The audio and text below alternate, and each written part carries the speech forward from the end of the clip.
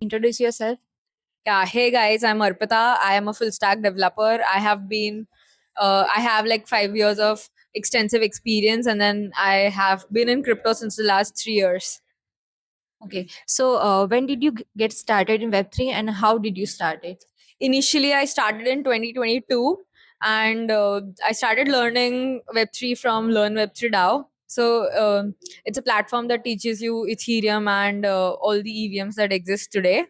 So I started from there. I took a job, like a couple of jobs. Then I switched to Solana. I learned Rust. Worked for Cubic. Worked for ice taking. Now I have my own product called Plutus. That's great. So, when you started, what was the hardest part?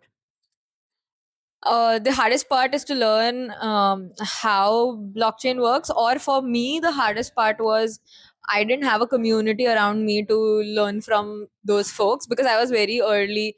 No one in Ahmedabad was talking about crypto. No one in Ahmedabad was doing events. So, and then even if there were events, like I was the only girl in the event, so that was the Yeah, awkward I did situation that feel that. happened. Yeah.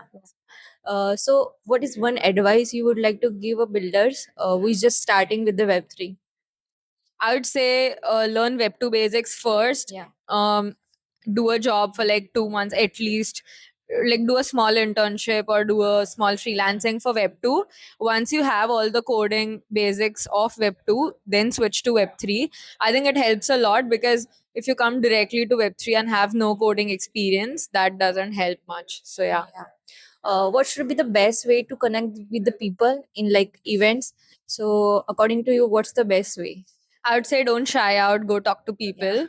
And even if you are shy, just be there. Like, don't be at home, just be there at the event. Someone would come and talk to you at least. Yeah.